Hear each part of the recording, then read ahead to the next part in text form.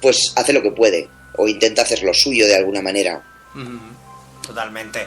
Fran, Lovecraft, genio y figura hasta la sepultura, y digo esto porque él justamente en su propia tumba indicó justamente esto: yo soy Providence. Llegó hasta el punto, como ha dicho Sergio, ¿no?, de crear una realidad alternativa dentro de un espacio en el que él no se sentía del todo cómodo, y al final acabó siendo tan extremadamente cómodo y agradable para él que incluso en su propia lápida lo quiso dejar patente, ¿no, compañero? Claro, porque él es en realidad él crea su universo, y cuidado, lo ha comentado antes Sergio, no se ha podido llevar sus obras al cine de una manera adecuada, pero sí que en el fondo muchos de estas series, las crónicas de que hay 40.000 crónicas de, en el fondo no dejan de ser un poco pues estos mitos de Cthulhu que Lovecraft escribía, ¿no? O sea, buscar a estos dioses ancestrales, buscar estas criaturas cósmicas.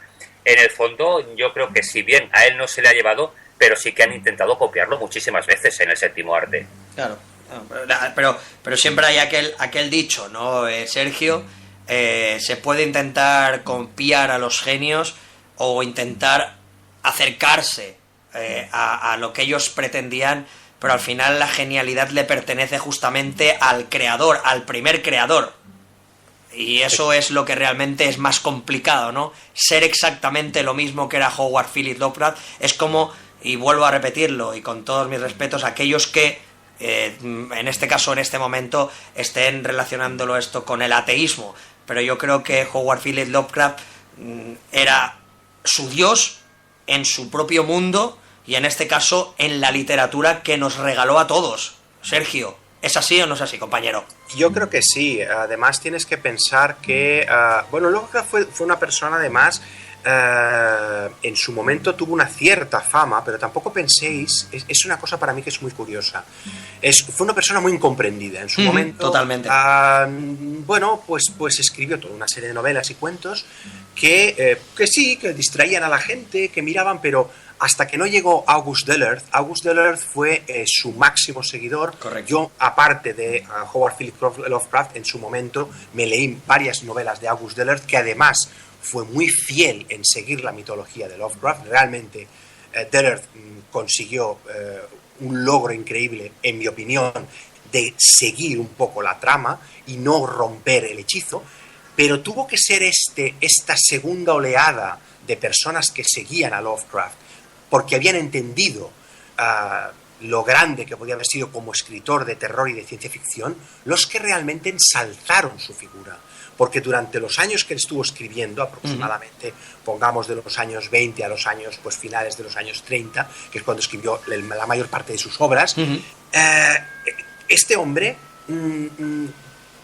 no lo comprendía. Es decir, la gente decía, bueno, sí, esto está muy bien, es una literatura muy interesante, me he distraído, pero no llegaban más allá. Estaba fuera, como decíais antes. Es como la poesía abstracta, ¿no? Sí, estaba fuera de época. Es decir, claro. Un hombre que se había adelantado por completo. Lo que pasa que, a diferencia, por ejemplo, de Julio Verne era un hombre extraordinariamente didáctico. Extraordinariamente te explicaba las cosas, entonces se esforzaba, porque Lovecraft no se preocupaba tanto por este aspecto de decir, bueno, voy a intentar explicar, no, él se metía en su mundo y tú tenías que seguirlo. Él no tenía por qué explicarte las cosas si tú no las querías entender. Por tanto, tú tienes que entrar en su literatura, entender sus historias, entender los matices y meterte en libros como, por ejemplo, toda la historia del Necronomicon es... Por ejemplo. Alucinante. Piensa una cosa, hay gente que o sea, ¿cómo diría yo? Aparte que salen muchas películas y salen muchos otros libros, porque el Necronomicon se ha convertido en algo que realmente mucha gente piensa que es real, es decir, que el Necronomicon realmente existe, que es como una Biblia. Y lo buscan, y cuidado, con esa piel en sí, concreto, y escrito con letras en sangre, etcétera, ¿no, Sergio?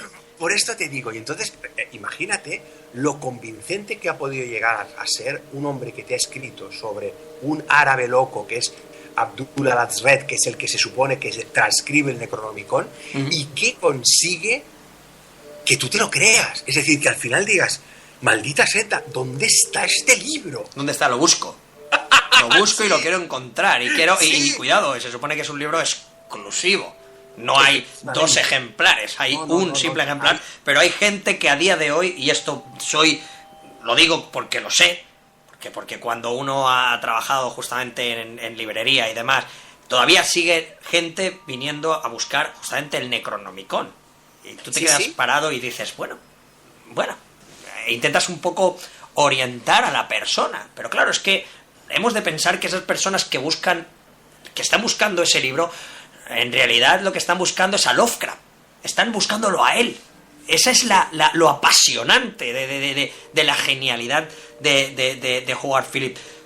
Genialidades como, por ejemplo, frases como la que él, como genio y erudito, pues planteó y puso sobre la mesa, que es: el pensamiento humano es el espectáculo más divertido y más desalentador de la Tierra, Silvia.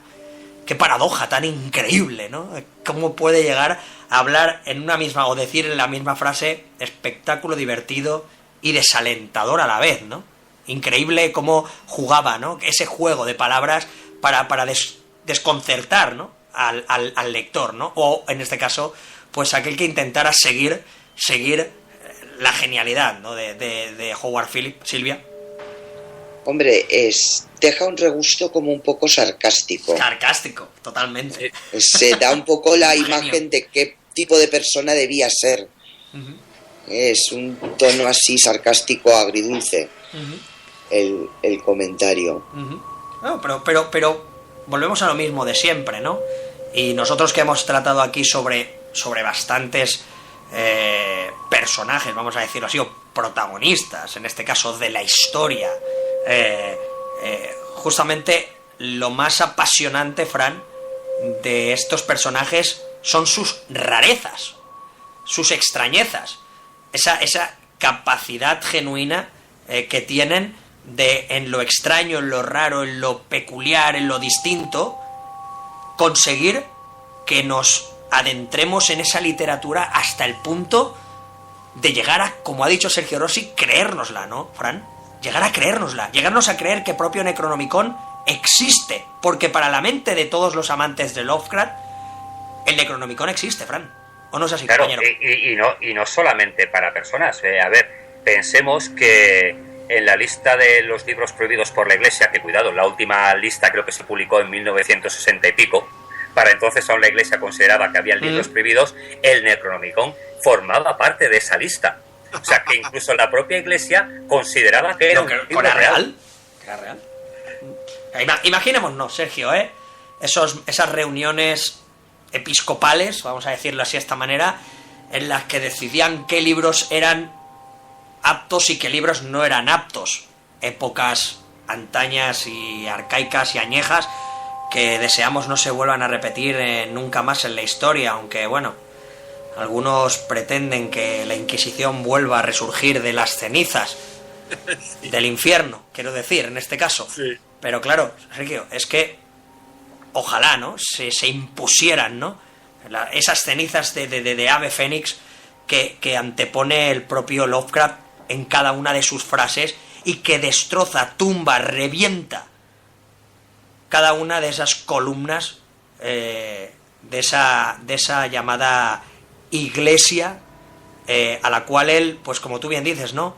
En la cual no creía, literalmente. Él la tumbaba simple y llanamente pues con frases, ¿no? Con comentarios, con sus propias obras, ¿no? Al final conseguía pues que gente erudita, gente que tiene capacidades elevadas para estar en esas posiciones eclesiásticas, creyeran que sus propias obras, o en este caso ciertas obras, pues tenían índices de veracidad, Sergio. Ahí es donde está la genialidad, ¿no, compañero? Sí, yo creo que aquí, pues precisamente el hecho de prohibir o de tener un cierto resquemor con el Necronomicon, que no existía, pero que aquí, pues bueno, es que claro, piensa que el Necronomicon es un libro en el cual están escritas, evidentemente de forma ficticia, pero están escritas todas las llamadas para hacer que resurja Cthulhu.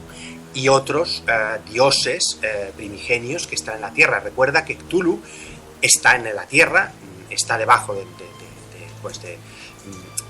indefinidamente, podría estar debajo de la Antártida, por ejemplo, o podría estar en otro lugar, porque se lo ubica, dependiendo de la novela, se lo ubica en diferentes partes del planeta. Llega a salir en algunas obras, y Cthulhu llega a salir, lo que pasa que luego consiguen invocar otra vez o contrarrestar la invocación, por decirlo de alguna forma, para que vuelva a las entrañas del planeta y vuelva a quedarse reposando. Entonces, claro, los señores de la Iglesia supongo que debieron decir, vamos a ver, mira, yo no sé si esto es cierto o no es cierto, pero que está ahí, está ahí. Pues las moscas lo prohibimos. Hay que prohibirlo por si acaso, ¿no, Silvia? Lo prohibimos por si acaso. Sí. Es que estaba pensando exactamente lo mismo, que debieron decir, bueno, yo por si acaso lo vamos a prohibir, claro. y yo no creo que exista, pero ahí queda. Claro, es que nosotros aquí somos muy lovecraftianos, me encantan esas palabras que me invento yo así, y necronomiquianos, vamos a decirlo también, pero nos imaginamos justamente, Fran, esa situación, ¿no? La Iglesia, todos reunidos, decidiendo qué libros sí y qué libros no, y llega ese momento en el que el Necronomicon, que no tendrían ni ejemplar, eso es lo más sorprendente, ¿no, Fran? Pues tienen que decidir si ese libro es apto o no es apto. Claro, debe ser bastante... Yo creo que la carcajada que debió dar Lovecraft cuando se enteró que su libro era un libro prohibido por la propia Iglesia debió de ser desternillante, ¿no, compañero?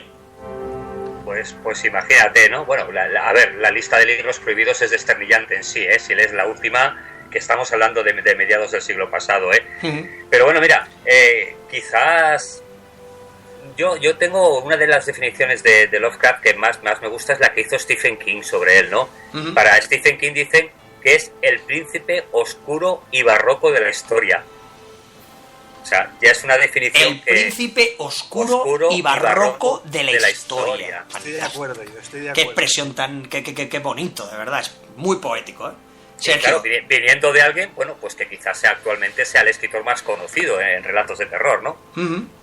Totalmente, Sergio, totalmente, ¿no? Muy barroco, muy oscuro, eso también, pero encantadoramente creativo, apasionante y embaucador, ¿no, compañero?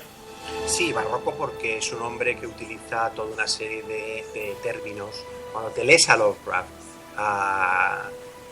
es arcaico, por eso decía que un chaval a lo mejor de 15, 16, 17 años se pierde, ¿no? Y se va a aburrir, yo creo, porque hoy en día estamos acostumbrados a otra cosa, a otro tipo, digamos, que de literatura mucho más directa, mucho más impactante.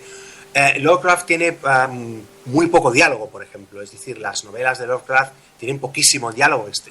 De vez en cuando habla el personaje uno con otro, pero vamos, que hay muy poco, porque por lo general suelen ser personas que están aisladas. Totalmente. Es decir, que él las aísla. Él las aísla en una casa, pues tipo, no sé, la casa de Psicosis, ¿sabes? Una casa aislada, sí. una casa en lo alto de la colina, que te la imaginas, un señor que ha cobrado una herencia, por ejemplo, entonces va a una casa que se rompe, que había un tío, entonces lee los manuscritos que hay dentro de la casa, se encuentra toda una serie de pergaminos, los empieza a leer, se va a unos sótanos, a una biblioteca prohibida o escondida, oculta, empieza, en pocas palabras, te describe tanto las cosas que repito que te tiene que gustar de verdad la literatura para que Howard Phillips Lovecraft sea uno de tus autores. Te tiene que gustar. Pero bueno, pasa lo mismo con Edgar Allan Poe y con otros. Claro. Es gente que realmente hacía literatura. Estamos hablando de verdaderos genios avanzados a su época que conseguían crear verdaderas obras de arte que quizás en su época eran criticadas, avasalladas, prohibidas, como hemos dicho, ¿no, Silvia?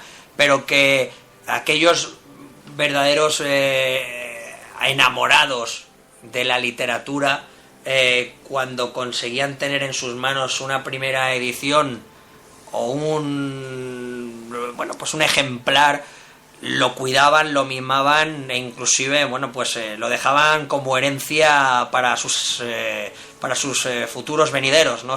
De lo que realmente podía llegar a expresar, pues, un literato de estas características, un genio de estas características a la hora de, sacar cualquier cualquier libro, en este caso, ¿no, compañera?